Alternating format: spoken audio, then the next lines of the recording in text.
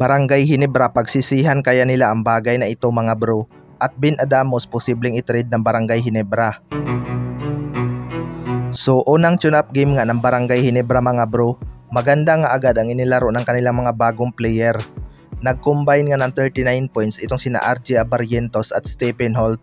Magandang combo talaga to sa opensa ng Barangay Ginebra. Pero maraming ang pumuna sa naging performance ni Bin Adamos mga bro. Masyado nga daw itong malambot at siguradong ipapagpag lang ang depensa nito sa ilalim. Kaya maraming ang nagsasabi mga bro na i-trade na lang daw ulit itong si Bin Adamos para sa mas matibay na big man pang ilalim. Well, para sa akin mga bro, siguradong mahihirapan talaga itong Barangay Ginebra sa mga team na malalakas ang frontcourt gaya ng SMB, Meralco Bolts, Terra Firma Jeep at Converge Fiber Xers dahil wala nga silang pang depensa sa kanilang mga big man. Magiging butas talaga sa depensa ng Barangay Ginebra ang painted area. Pero kilala naman natin itong si Coach Timcon mga bro kung gaano ito katalino.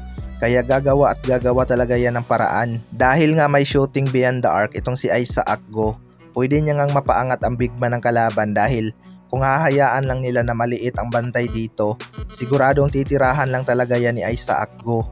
Pero kailangan niya ngang maging consistent ang kanyang shooting upang hindi siya pabayaan sa depensa at mahila niya ang defender gaya nila Junmar Fajardo. Sa kabilang banda naman mga bro, Barangay Ginebra pagsisisihan kaya ang bagay na ito.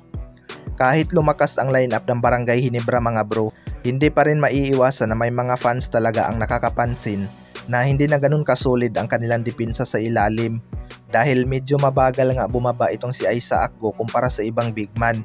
Hindi rin talaga kilalang post player itong si Isaac Akgo dahil stretch big nga ang kanyang laruan at madalas itong nasa labas ng shaded lane. Pero kung healthy naman si Scottie Thompson mga bro, hindi naman siguro nila magiging malaking problema ang rebounding department. Pero iba pa rin talaga ang naibibigay ng isang Christian Sternhardinger, lalo na siguro kung kakombo nito si RJ Abarrientos. Pero hindi pa nga natin yan malalaman mga bro kung pagsisisihan ba ng Barangay Ginebra ang pagbitaw nila kay Christian Sternhardinger hanggat hindi pa nagsisimula ang kanilang laban. Kaabang-abang nga itong magiging laban ng Terra Firma Jeep at Barangay Ginebra dahil siguradong gigil itong si Sistan at Stanley Pringle na patunayan sa Barangay Ginebra na nagkamali sila ng kanilang desisyon. Pero hindi pa rin talaga maitatanggi na malakas on paper ang Barangay Ginebra dahil kay Stephen Holt at RJ Abarrientos. Kaya abangan na lang natin kung kaya ba nilang dominahin ang Governor's Cup, lalo na at nasa adjustment period pa itong kanilang ibang manlalaro. Sana din mabigyan ng kontrata itong si Paul Garcia dahil Scottie Thompson din talaga ito dumipinsa at may lakas ng loob talaga tumira ng clutch basket. Kayo mga bro, ano masasabi nyo tungkol